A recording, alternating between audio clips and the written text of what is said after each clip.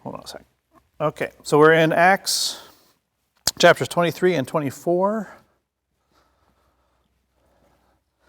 Last week we talked a bit about how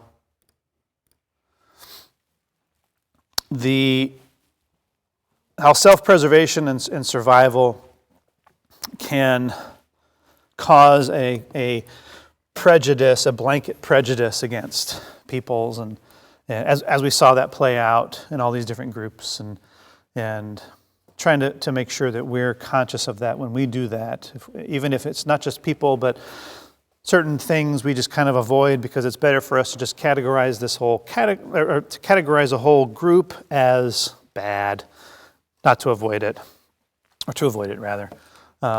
Just trying to be conscious of that. So that was kind of the thrust of what we talked about. But we saw how things are starting to heat up for Paul. And here it's getting into he's getting into really hot water. But we'll see how he handles it.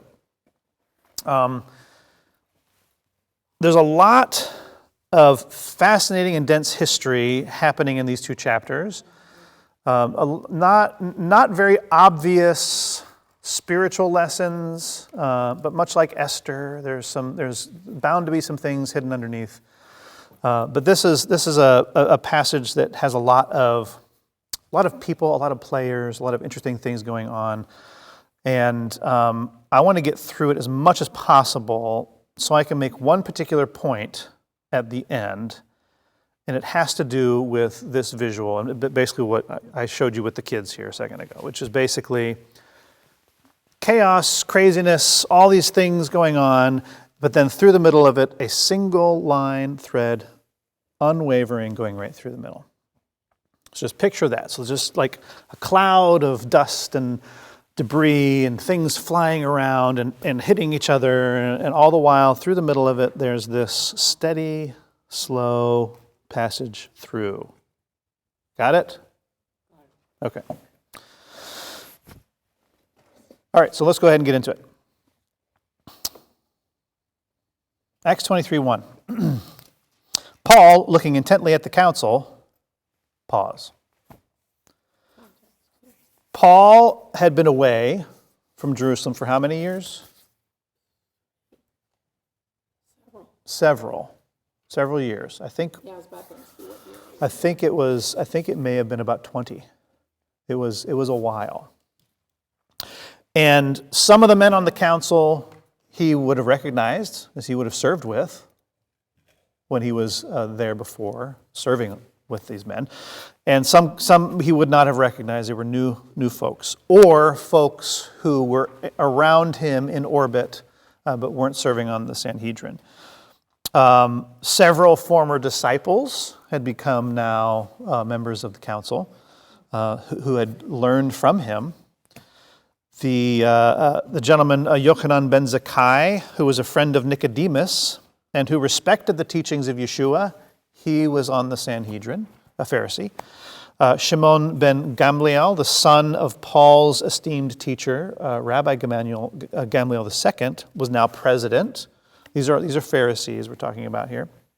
So he was now looking at a body of men who he had relationships with, who knew him from the past, but now he was in a position of having to defend and stand before them. So this was new, and he'd been away for a while.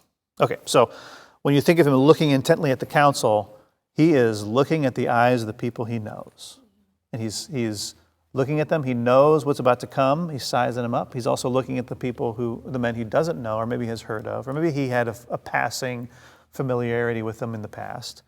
He's looking at them intently. He's like, okay.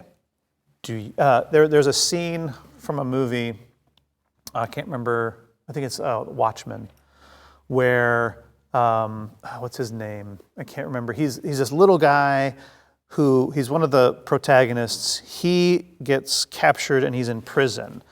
And all these guys in there have it out for him. And they want to attack him, but he attacks back, and he looks at all of them and he goes, "You think I'm stuck in here with you? No, you're stuck in here with me." You know, so I can picture this kind of attitude where Paul's like, "Okay, all right, You ready for this, guys? Are you ready? I'm ready. I was born ready. Okay. He said, "Brethren, I have lived my life with a perfectly good conscience before God up to this day." In other words, he's saying, I have remained Torah observant. I am the same man today that served alongside you years ago. Nothing has changed. I have lived my life with a perfectly good conscience before God up to this day. The high priest Ananias commanded those standing beside him, basically the bailiff, to smack him on the mouth. Yeah, that's funny. Right? Can you imagine what's Judge Judy, all of a sudden the bailiff just walks over there and just smacks the defendant on the mouth. Like what? Sounds like a Monty Python skit. Yeah, Monty Python skit.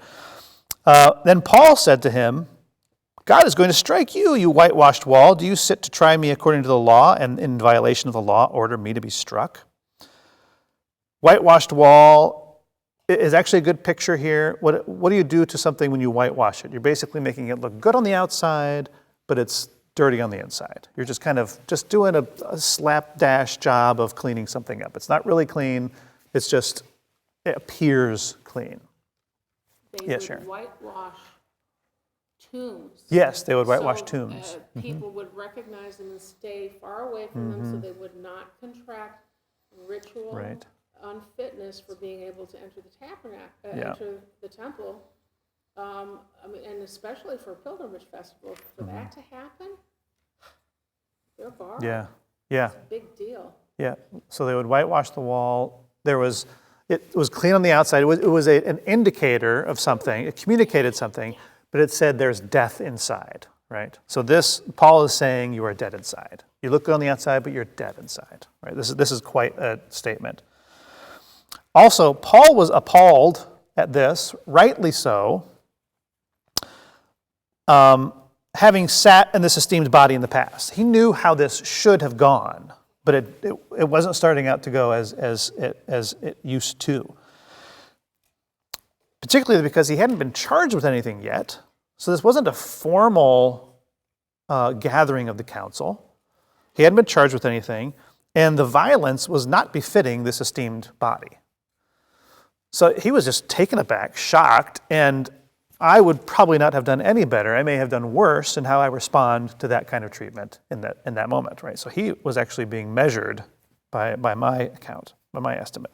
Is he even a legitimate high priest? Is he even of the lineage of Aaron?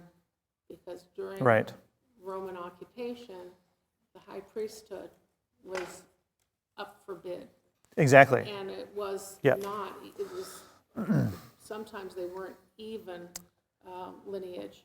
Yeah, so that's so. Highest bidder. Yeah, so my next point is that Paul likely didn't even know who the high priest was. He didn't. This was an informal gathering, so the high priest would not have been wearing his formal garb. Hey! The high priest wouldn't have been in his formal attire, so he would have looked at this council and not seen, oh, there's the high priest. That wouldn't have happened. Think about this too. In the 420 plus year history of the Sanhedrin, there were 300 high priests in 420 years. Subtract from that the 80 years of one, the 40 years of another, the 10 years of a third, and 11 years of a fourth. And the average tenure of a high priest for the 296 that remained was 6 months. The average tenure of a high priest. Why did they cycle so quickly? They were occupied. They were occupied. They were appointed by governors to this seat. And the Sadducees were they were about appeasing Roman rule, the Sadducees were. And so they had set themselves up to be the ones who were chosen by the government to sit in these positions, right? So with that said, wondering why Paul would even say this, he didn't know who it was. he couldn't have known because the rotation of high priests was so, every 6 months or so. Like they just didn't last long. So it could have been any one of them up there. So that's something to consider. He'd been away from Jerusalem for a while. Jonathan ben Anas had recently been assassinated by Felix. So this was last week we talked about how Jerusalem was on edge. There was just some real nasty stuff going on. So the Ananias's immediate predecessor had been assassinated, and that's what allowed him to come back into office because he had actually been the high priest before. And again, it was an informal gathering, so that was called by a Roman commander, right? So Claudius Lysias was the one who said, "Hey, please come together." So there's a lot of reasons why Paul would not have known or recognized who the high priest was. Interestingly, too, Ananias was not remembered kindly in the Talmud nor in Josephus' writing. He was fat, a hoarder of money, and he was nicknamed the disciple of pot roast. Yeah. But he was still the high priest. Okay? And this is interesting. When we talk about spiritual authority, and we've talked about it in the past, all authority comes from God. It doesn't matter if the person in authority over you is the disciple of pot roast, or if he is Gamaliel or Paul or whoever. That is God's authority that individual is exercising, and you obey it. You submit to it as if it is from God. Now, are you obedient to it? That's another question. Obedience is conditional. Submission is absolute when it comes to spiritual authority. So here, even though he is a despicable figure, we see Paul, what he does next. Someone who is standing by him says, verse 4, "Do you revile God's high priest?" And Paul said, "I was not aware, brethren, that he was the high priest, for it is written, you shall not speak evil of a ruler of your people." Right? So instantly he's like, "Oh, I was wrong. I was totally wrong." Even though what he did was reprehensible. He's like, "Oh, no, I was wrong." I know that more was happening here, but in my mind, as you know, I like to imagine things in scenes from movies, whatever. So, and how quickly this all happened. It's like he comes in, someone smacks him, he says, "Oh, you whitewashed wall." And then it's one of those moments where someone is talking about someone, and then they're right behind him, and the character goes, "He's right behind me, isn't he?" Like, okay, oh, hi, yeah, oh, I'm sorry, I shouldn't have said that, right? So it's like this embarrassing moment. And then as we see in the next verse, Paul, perceiving that one group were Sadducees and the other Pharisees, which wasn't new to him, he knew that's just what the makeup was. Paul began crying out to the council, "Brethren, I'm a Pharisee, a son of a Pharisee. I am on trial for the hope and resurrection of the dead." So he says something is done reprehensible to him. He strikes back with a epithet. He's instantly knocked down. He looks around and goes, "Resurrection of the dead," and they all fight each other. And he's like, "Oh, okay." Right. Well, they didn't believe. But he's finding it out. He's like, "Oh, how can I distract everyone from the mistake I made?" "Oh, resurrection of the dead." And they're like, they all fight each other, and he's like over there trying to get his cuffs off. He's like, "Oh, whatever." No, that's not what happened. But anyway, so something interesting what he says here.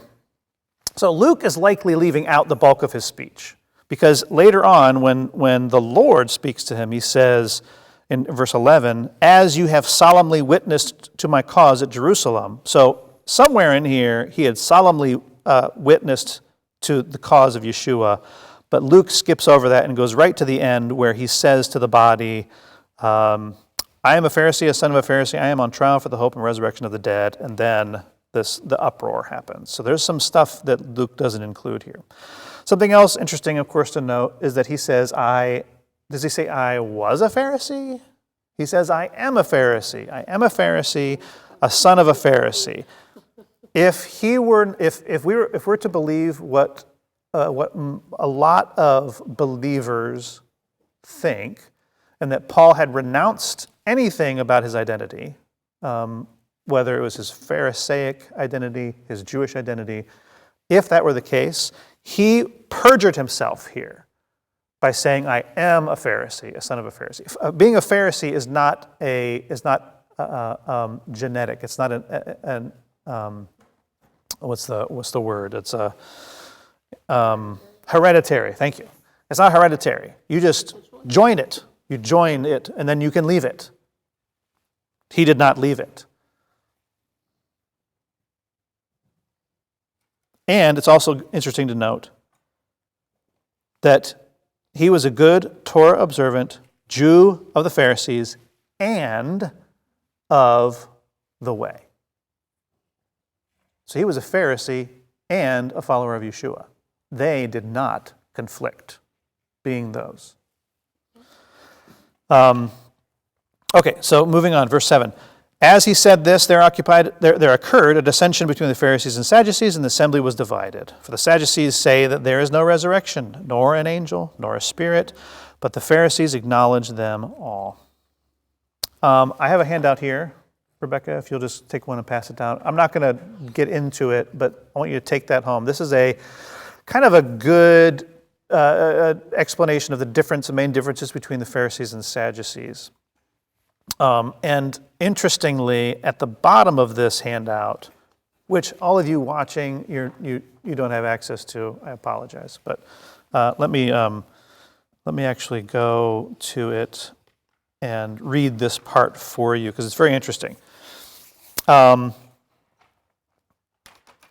the Sadducees, as we've said, they don't believe in the resurrection of the dead, and this is based on a misunderstanding of a teaching by one of the last of the Great Assembly. So I'll just read this part at the bottom. The Sadducees' belief in no resurrection was based on a distorted understanding of a teaching of one of the last living esteemed teachers of the Great Assembly. This was in the 3rd century BC. Antigonus of Socho taught his disciples a good lesson. He said, do not be like servants who serve their master expecting to receive a reward. Be like servants who serve their master without expecting to receive a reward. Okay? Simple enough. Do good whether or not you're going to get a reward. Serve. That was the lesson. What did his disciple Tzadok, who is where they get the name Sadducees, the Tzadokim is from, they are of those of Tzadok. Right? His disciple Tzadok, after whom the Sadducees get their name, misunderstood and came to the conclusion that there is no reward. There's no afterlife, resurrection, reward, or punishment. They took a lesson that, on the face of it, most rational thinking people would be like, okay, what Antigonus is saying is serve without the expectation of getting a reward. He's not saying there is no reward. But Tzadok misunderstood and came to the conclusion there's no afterlife. And that belief carried on for hundreds of years and led to a body of people, a body of Jewish people who didn't believe in a resurrection. Did Antigonus of Socho intend for that to be understood that way? I certainly hope not. I don't think so. Not on the face of it. That doesn't seem like that would have been the lesson he was trying to teach. Anyway, just wanted to give you some background into why it is the Sadducees came to that belief. Okay, back to the text. Okay, a Pharisee, as we can see, a Pharisee could believe in Yeshua and still be a Pharisee. And the reason I give this handout is because if you look at what a Pharisee is all about, it lines up. It shares more in common with people who are believers in Yeshua than not. Right? The description of the Sadducees, though, no. You cannot continue to be a Sadducee once you come to faith in Yeshua. There's a lot about being a Sadducee that you have to renounce. You have to give up and throw away. Not so with the Pharisees. So, interesting. Moving on, verse 9. And there occurred a great uproar, and some of the scribes of the Pharisaic party stood up and began to argue heatedly, saying, we find nothing wrong with this man. Suppose a spirit or an angel has spoken to him. Do you know what else the Sadducees don't believe in? Spirits or angels. So they're also just like, they're jabbing, like, well, maybe it was a spirit or angel. What do you think about that, Ananias? Right? There's just more and more conflict and division. This brings me to, we should recall what Gamaliel said back in Acts 5. Do you remember what Gamaliel said about how they should be treating these followers of Yeshua? Do you remember? Be very, very careful. Yep. There's been wannabe messiahs for a long, long time. They come, they go. Uh-huh. And If this man was the Messiah, you do not want to be on the wrong side of God. Right. Yep. Leave them alone. Leave them alone. Leave them alone. If this is of God, if this is not of God, it'll be overthrown. If it is of God, you will not be able to overthrow it. Okay? So, I imagine that Gamaliel's son, who is now the president, he probably remembered these words, and he would have tried to hold on to that sentiment. In any case, they're not paying attention to Gamaliel's warning from way back then. They're trying to do something, trying to do harm to this movement, under the pretext of arresting and dealing with Paul, and it's not going well for them. Tim, you are seeing a microcosm within this group of leadership that is one of the major reasons why the temple was destroyed. And it was baseless hatred. Sinat Chinam of Jew against Jew. These are their leaders. Yeah. This is the religious leadership of the country. These are their judges also. And they're at each It's tearing them apart. throats. Yeah. Excellent point. This baseless hatred. This I heard someone else call it something else, and I was like, it was baseless hatred. Baseless hatred. It was unwarranted division. Whatever the words they use. This was an evangelical. Whatever. It was just it's the same thing. It's like Israel today. Yeah, it's happening in Israel. the globe. Right. That may be where I heard it, was this commentary on that. But yeah, this is baseless hatred. This is the same person, the same Paul who has ever been, is coming forth before this body. They're not listening to the words of Gamaliel that say, leave him alone. You poke at this at your own risk. And it's tearing them apart. Yeah, good point. Moving on, verse 10. And as great dissension was developing, the commander, and this is Claudius Lysias, this is the commander of the Fortress Antonius, which is built onto the temple, right? This is an important role. He's an important dude. And so he's personally taking an interest in this. He was the one who saw Paul and dragged him out of the mob that was attacking him in the last chapter. He has a very much vested interest in making sure this is dealt with peacefully, because there's a holy day coming up, and his job is on the line, maybe his life is on the line. He wants to make sure there's peace and order, right? So the commander was afraid Paul would be torn to pieces by them and ordered the troops to go down and take him away from them by force and bring them into the barracks. Okay, put yourself in his shoes. He doesn't speak or understand Hebrew. Okay? He is, as a soldier, as a commander, what is he doing? Just let's say he's in the bleachers watching this, right? What is he watching for and listening for? If you don't know what they're saying, you're looking for what? Emotions. You're listening for tone and intensity. You're looking at body language. You're trying to, because you don't know what the words they're saying. You're looking at everybody, paying attention to it like intently. I can imagine it's exhausting to have to do that without the benefit of understanding the words that are being spoken, right? So he is sitting there on the edge of his seat, reading the body language, trying to figure out when he has to go in and deal with it and when not to. Sweating, I'm sure. Verse 11, but on the night, so he did discern, he took him out and took him to the barracks, right? So at one point he was just like, nope, okay, go in, You go in, grab him, and took him away. Okay, but on the night immediately following, this is verse 11, the Lord spoke at his side, or stood at his side, and said, "Take courage, for as you have solemnly witnessed to my cause at Jerusalem, so you must witness at Rome also." Again, this is an indication that what Paul had said was greater length than what we read here in the earlier part of this. He spoke more. He made his case about the cause of Messiah and witnessed solemnly. And then at the end, dropped the bomb, Is this the second time he's having a visitation by Yeshua? Is it? Is this of Paul, right? Yeah. So it says the Lord stood at his side when he's in the barracks. This is cool. This kind of reminds me of the road to Damascus.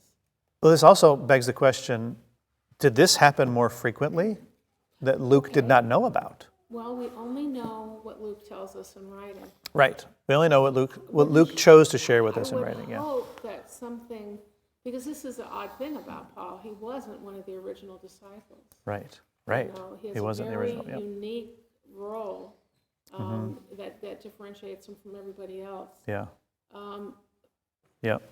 I just wonder if this is the second time, and it's pretty cool because he's basically telling him, "Hey, dude, I'm proud of you, buddy. You're doing a good job." I'm with you. He's also telling him, bad things. well, no, he's saying to him, your wish to go to Rome will be fulfilled, but it's going to be like this. You might have thought you were going to go and be a traveling minister. That would have been better. That would have been nicer for you. But no, how you're going to do in Rome is how you've done right now. Like, this is the type, and you will do it again there. So Paul is realizing, oh, okay, this was practice. This was practice for what was going to happen in Rome. Okay. So Yeshua was encouraging him, but also giving him a heads up of what was to come. Okay. Verse 12. When it was day, 42-ish Jews, it says the Jews, but there we know from later on in the passage, it was about 40, the next verse actually, about 40, so we'll say 42. 42 Jews formed a conspiracy and bound themselves under an oath, saying that they would neither eat nor drink until they had killed Paul. So the reason they did this is because acquittal was almost certain. Even though he hadn't been charged yet, there was nothing that he had done wrong. He had been faithful. He had only been in town for a few days, so he couldn't have caused much of a stir. He was spending a lot of his time at the temple being cleansed because of there was a 7-day period where he did some offerings for the end of his Nazirite vow. So there was no evidence of anything. So an acquittal, if even a charge was brought, an acquittal was certain. And his opposition couldn't handle that, so they went to drastic measures, right? Likely, these were Sicarii zealots, the same assassins who we heard about last time, and they were the ones who had assassinated the high priest recently too. So the Sicarii zealots, they were at war with Rome at this time. They considered disciples of Yeshua as opponents to their cause. They nurtured xenophobic hatred toward Gentiles, and they despised Paul's Roman citizenship. So everything about Paul was something that they hated. But they shared this hatred with another group. And we'll see here in a minute. Okay, so these 42 Jews, these were the Sicarii assassins. And so they say, "I will not eat or drink until they had killed Paul." So this is not like when we say, "I will not rest until this is done," right? Clearly, you're going to go to bed tonight and get some sleep, but you're not going to rest. You're not going to have any fun time, right? That's not this. This is a vow. They're saying, "I will not eat or drink." That means they are not going to eat or drink until this is done. Did it happen? No, they failed, right? But just understand that this is this vow dictated adherence to it. They were serious men. It's a silly oath to make, since your chances of success dramatically decrease as dehydration and starvation. Right, exactly. Yeah, it is. Yeah, no, honestly, that is. But it is dramatic, but it's also, they were probably very good at what they did and did not expect the kind of response from Claudius Lysias and his massive armed force that he would employ to protect this man. That probably didn't come into their understanding. Claudius Lysias was the unknown factor to them. They couldn't count on what he was going to do, and that he was going to be someone who had a profound respect for civil law, that he was going to do whatever it took any measure to protect this Roman citizen. So he had a respect for Roman citizenship, which I think, this is a fascinating point. It took a Roman commander who had a profound respect for executing proper civil law to protect a man who should have been under the protection of the men who are about the law, right? There's this contrast here. And after this point, Paul may have said, "For your loving kindness is everlasting." Like, Claudius Lysias is my savior in this. Like, and he's protected. God has protected me with a mighty hand in all of these troops and horses and all this kind of stuff. So it's, but I would think that the Sicarii were so confident in their ability to do this because they did it secretly. It was covert stealth. It was all those little knives, daggers that they could hide within their clothing, and they were hyper religious. Yeah. You know, they Right. weren't the lost sheep in Israel not following Torah. I mean, they blended in Jerusalem, so to say. Yeah. Okay. Verse 13. There were more than 40 who formed this plot. So that's why I said 42. I'm not sure. They came to the chief priests, so this is the Sadducees, and the elders, but I would say and the sympathetic elders. So they didn't come to the council. They came to certain people on the council and said, "We have bound ourselves under a solemn oath to taste nothing until we have killed Paul. Now therefore you and the rest of the council notify the commander," this is Claudius Lysias, "to bring him down to you as though you were going to determine his case by a more thorough investigation, and we for our part are ready to slay him before he comes near the place. The enemy of my enemy is my friend." The Zealots hated Rome, but the Sadducees were all about appeasing Rome. But at this moment, Paul was a bigger problem for both of them, and it was worth teaming up. It was an unholy alliance, you could say. It solved some problems for both of them.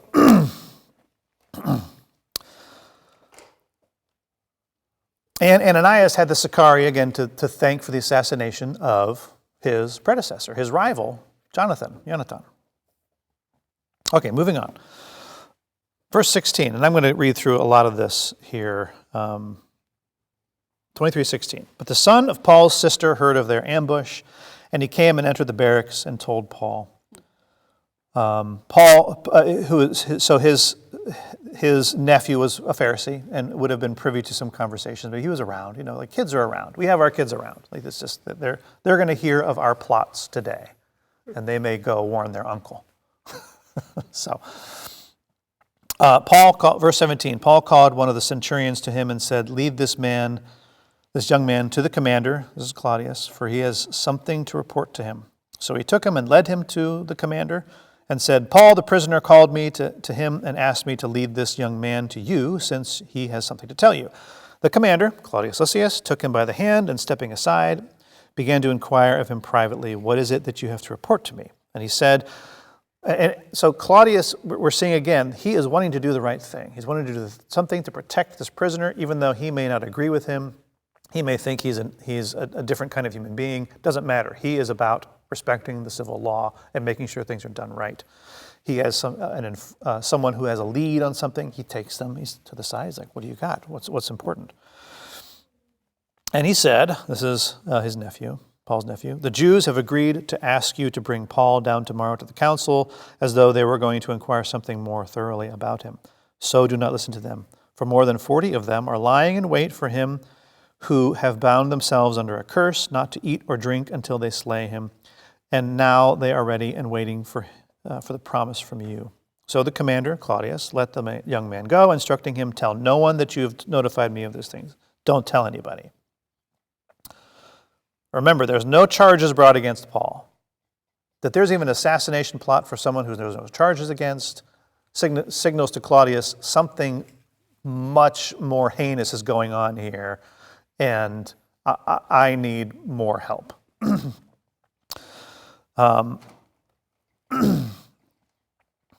This could have turned out very bad for Claudius, who again was the commander of the fortress Antonia. He had a lot at stake. He was, imagine the president of the United States is coming into town, and you're in charge of security for the arena, and you hear of something going on that's not related to that, but that could just blow up. You've got to deal with it, and you've got to deal with it fast, swiftly, with a lot of force. Just like, figure this out. Let's get rid of this thing so that nothing bad happens. So a lot was on the line for Claudius. Verse 23, and he called to him two of the centurions and said, "Get 200 soldiers ready by the 3rd hour of the night." So the warning about the assassination plot was likely going to be happening during the day. He was going to be brought to the council during the day, so these Sicarii were planning for a daytime ambush and assassination. Claudius, though, wanted him to do this at night, the 3rd hour of the night, which is about 9 p.m., so after sunset. This is the night before. "Get 200 soldiers ready by the 3rd hour of the night to proceed to Caesarea with 70 horsemen and 200 spearmen." Lysias knew that 42 Sicarii, one assassin is one too many, but 42 of these fellows is a considerable force, and they could very easily muster a larger force if needed. So Lysias' response by leaving earlier in secrecy with 200 soldiers, 70 horsemen, and 200 spearmen was the appropriate response. This was not an overreaction. This was, let's deal with this. And it wasn't even all of his forces. He was in charge of quite a number of people. We don't know exactly how many, but quite a number of soldiers. Verse 24. Or 24, I'm sorry. They were also to provide mounts to put Paul on and bring him safely to Felix the governor, and he wrote a letter having this form. Here's the letter. "Claudius Lysias, to the most excellent Governor Felix, greetings. When this man was arrested by the Jews," which isn't true, a mob attacked him, he wasn't arrested by the Jews, "and was about to be slain by them, I came up to them with the troops and rescued him, having learned that he was a Roman." This is an inversion of what happened. He acted before he knew of Paul's Roman citizenship. He was protecting himself in this by not admitting that he had inappropriately treated a Roman citizen. He also didn't want to express to the governor that there was any kind of riot or attack at all. He made out that the Jews arrested him, that it was peaceful. He was arrested, that I rescued him, having learned he was a Roman. So he's twisting the account so that he doesn't look bad, but it's still rather truthful, and it helps Paul's case, so it's fine. 28, and wanting to ascertain the charge for which they were accusing him, I brought him down to their council, and I found him to be accused over questions about their law, but under no accusation deserving death or imprisonment. When I was informed that there would be a plot against the man, I sent him to you at once, also instructing his accusers to bring charges against him before you. He also doesn't mention the uproar at the council either, the chaos that was there, because he doesn't want his boss to know that any kind of chaos or uproar was happening under his watch. So he omits that and only shares with him that, oh yes, this was better. I recognize this. I took him. There was a plot. It was all very well done. Good for me, right? Verse 31. So the soldiers, in accordance with their orders, took Paul and brought him by night to Antipatris. So obviously the 42 zealots had failed, these Sicarii, and they were probably hungry and thirsty. And they would die of starvation or thirst if they hadn't found a sympathetic rabbinic court to annul their vows, which is what they would have had to do, because they were ultra religious, super religious, and they were going to commit to this. So just so you know that probably happened. That they didn't, like, we don't know what happened to them, obviously, but we know that this is probably what they had to do in order to survive. Verse 32, but the next day, leaving the horsemen to go on with him, they returned to the barracks. When these had come to Caesarea and delivered the letter of the governor, Felix, they also presented Paul to him. When he had read it, he asked from what province he was, and when he learned that he was from Cilicia, he said, I will give you a hearing after your accusers arrive also, giving orders for him to be kept in Herod's praetorium. This was atypical. Well, I've only got 10 minutes. My goodness. This was atypical. He would have normally sent Paul to his home province and have that governor deal with it, right? But he was taking a personal interest in this for whatever reason. Felix is like, you know what, I'm going to try this myself. Felix, it was a toxic, childish leader who terrorized his subjects. He was not about order. He was not about goodness. He wasn't as bad as a Caligula or Nero or whatever, but he was not a good dude. He married the daughter of Herod the Great. He was not a Jew. He married the daughter of Herod the Great after having employed a magician, and would you believe that magician was Elymas bar Yeshua, who we'd read about in Acts 13 when Paul goes to Cyprus. Most likely the same magician was the one who convinced Drusilla to leave her husband for Felix, and it caused a bit of an uproar in the Jewish community. They were not happy with that. Her marriage ended, and then she married Felix, so it all worked out for Felix because Drusilla was beautiful. Drusilla is a fascinating character here too. She was famously beautiful, the youngest daughter of Agrippa the second, whose beauty caused extreme jealousy and resentment in her older sister Bernice, who ruled the roost in their family household. Okay, so there was some resentment in the family because of her beauty. It was her beauty that caused Felix to want her so much that he employed a magician to convince her to leave her husband and all this kind of stuff. So there's soap opera to the max here. Drusilla was a disgraced Jewish former queen. Her former husband was Queen Aziz or Zizus or something like that. She was a queen, a Jewish queen, and she shamed her family by having ruined her marriage and going and marrying this Felix, a despicable non-Jew. It's probable that she requested her husband invite in Paul for conversation over the 2 years he was imprisoned in the praetorium out of her desire to find grace and forgiveness. So we don't read about Drusilla being this horrible, wicked woman. She made some mistakes, and she was suffering for them. Her beauty, which was nothing that she chose, caused a lot of stress in her family. I can sympathize with that. Just kidding. So she's a fascinating character here. Okay, moving on. 24, verse 1. And I'll try to fly through this here. After 5 days, the high priest Ananias came down with some elders with an attorney named Tertullus, and they brought charges to the governor against Paul. And after Paul had been summoned, Tertullus began to accuse him, saying to the governor, and all I'll say about Tertullus's testimony is that it is full of flattery and half-truths. Remember, they hated Felix. They hated Felix. Well, I didn't tell you that, so it's not to remember, but they hated Felix because Felix married the disgraced daughter of Herod Agrippa, a Jewish queen.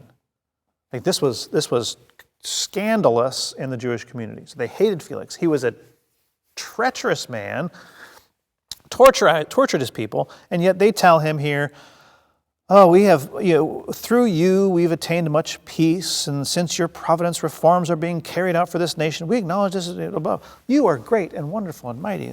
So thank you. They hated him, though. despite wanting to appease him. Like, this is what the Sadducees do. And you know what? Felix knew this.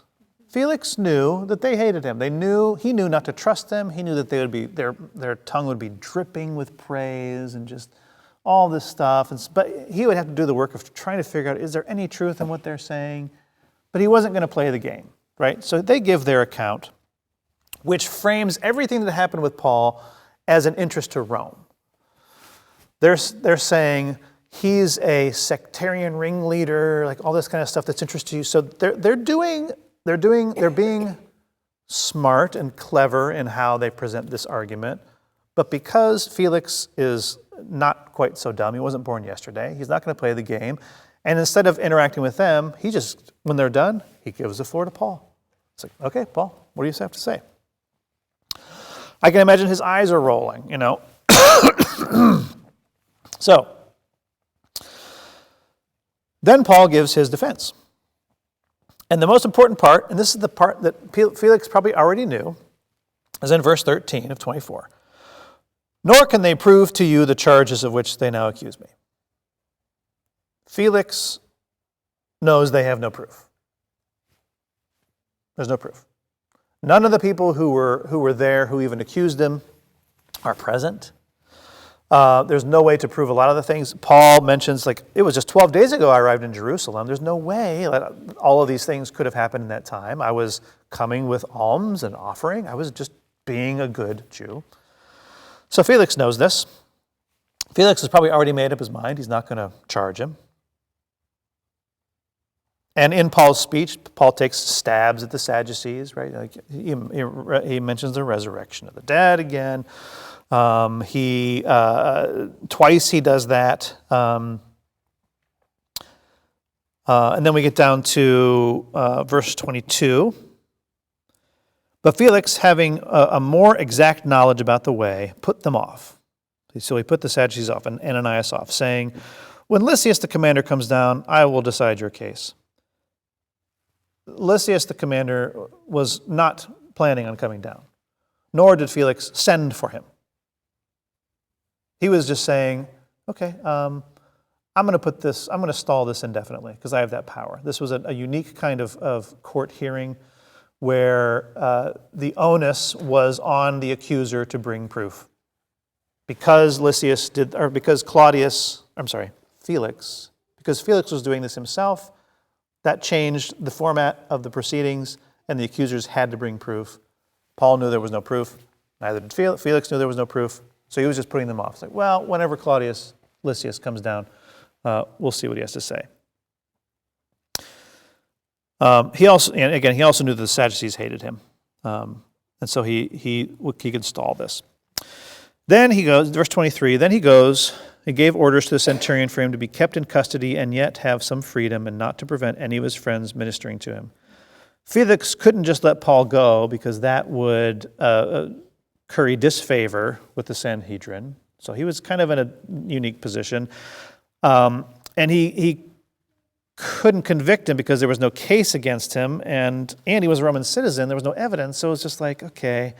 So Felix, being still a despicable person, holds on to him as probably a bargaining chip. He's going to use Paul. Maybe he'll be useful to him down the road. He's an important person. I'll just hold on to him here.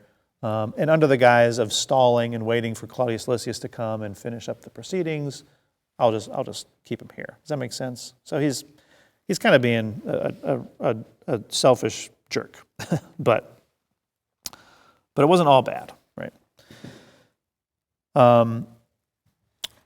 Verse 24, but some days later, Felix arrived with Drusilla, his wife, who was a Jewess, and sent for Paul and heard him speak about faith in Messiah Yeshua. But as he was discussing righteousness, self-control, and the judgment to come, Felix became frightened and said, go away for the present, and when I find time, I will summon you. So Paul here was speaking to a Gentile. He was a Greek who was in a position of power. And in so doing, his choice of topics were righteousness, self-control, and judgment to come. That was the message that he felt was important for a Gentile ruler to understand.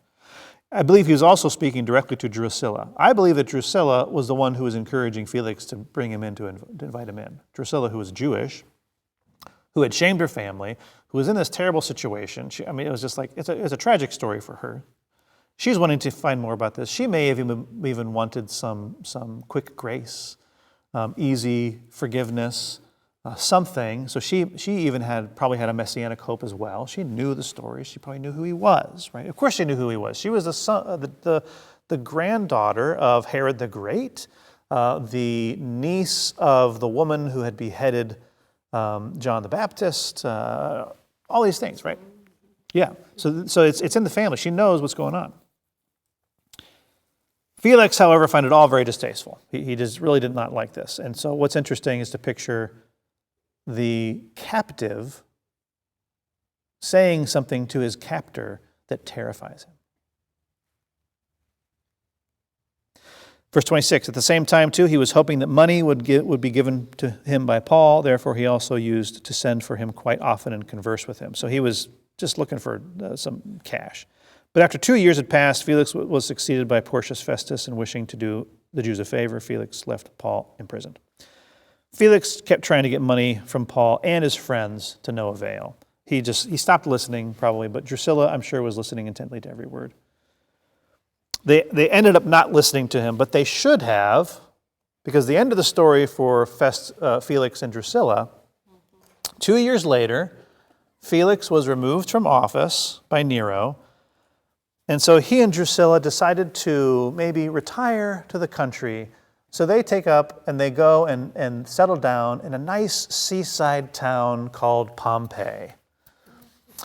And we all know what happened in Pompeii around 76 AD, right? And this was in the 50s here that was happening. So they were probably there for a good bit and likely perished in the volcano eruption in Pompeii.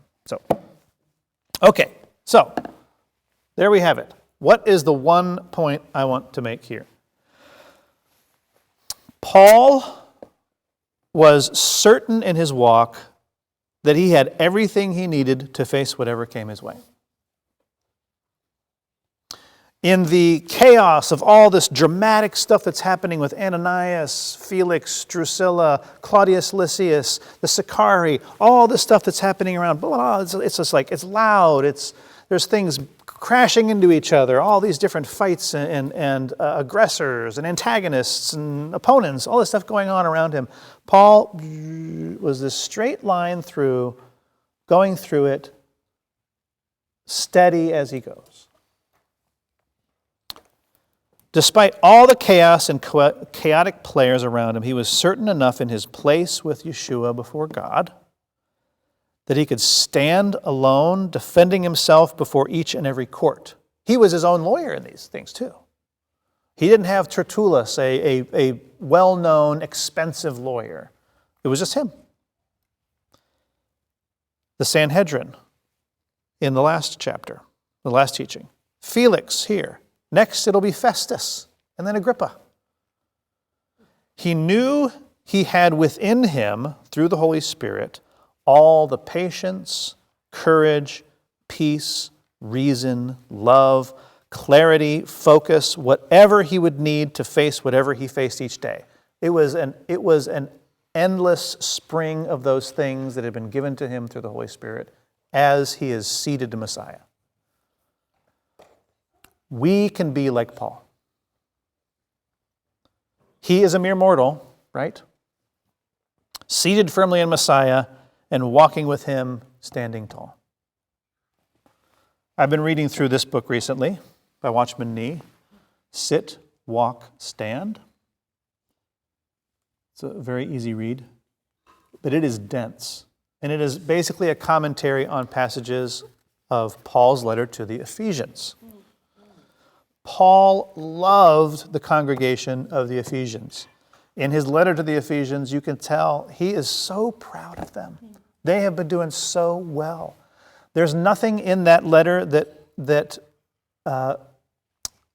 displays a specific acute problem that they're having as a congregation, but all is general, universal things in which a body should do to be to be even better than it is. And they were doing well. They were firing on all cylinders. He loved them. Let me read Ephesians 5, 15 and 17. Therefore, be careful of your walk. And what is your walk? Your walk is how you do the Torah. Be careful of how you live out God's will. Not as unwise men, but as wise, redeeming the time, because the days are full of evil. Chaos, all these things. He was right through. He was redeeming the time. He was following God's will. He was wise and not foolish. So then do not be foolish, but understand what the will of the Lord is. He knew God's will. He was seated firmly in Messiah. And because he had that and the Holy Spirit, he had access within him, just as you do, all of the character traits of God that you will need when God brings something your way. He's not going to test you or me and not have already given you what you need to face it. Yeah, right? That's so good. It is. There is nothing. We don't read. If we go back here, we don't read anything about the great effort Paul put forward. It was just Paul said. Paul this. It was calm and steady.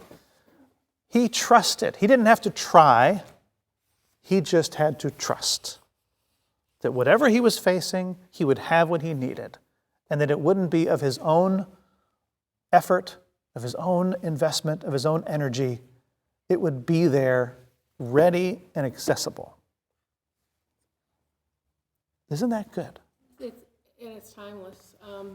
It's so very, very interesting. We're looking at this and talking about this. I've been in a daily prayer group, international, since October 7th. And on a daily basis, we say, keep your eyes on Messiah and walk in the will of the Lord. If you know his purpose for you. Keep your eyes on the Messiah, do what you've been told you need to be doing. And if you don't know, seek it out. Yeah. But that's the recipe Yeah. for all of us. I can add to that. I think a step of the recipe that you taught, that the Bible says the steps of a righteous person is ordered by the Lord. So do everything that you mentioned that God has told us to do. We'll walk that path of righteousness and have the courage and the bravery and the knowledge and understanding of what's going on around us. Right. It's a paradigm shift. I don't know. We don't see the vast majority of the prayers Paul prayed as he was going through this experience. But I don't know if based on what he was writing in Ephesians, I'm going to make a presumption that he wasn't praying that God would give him the courage he needed, that he would give him the love he needed, give him the patience he needed. He believed it was already there. If we start our day, and he redeemed the time, he knew, he's like, I'm never going to get this day back, no matter what it is. This is a unique day there's only one of, and I'm redeeming this time. I'm going to do my best to follow God's will.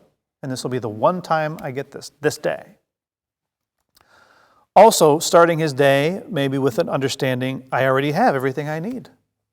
It's already there. Like you said, God orders the steps of the righteous.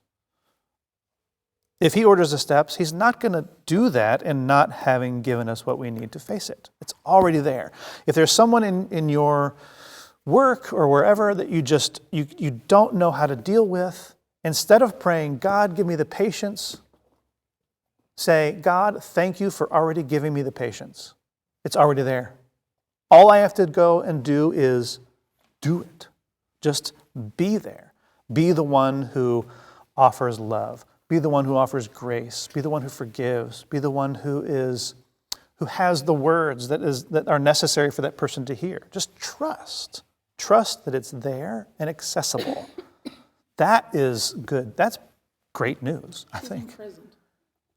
He's imprisoned at this point. He's in time. imprisoned, He yeah. doesn't have freedom.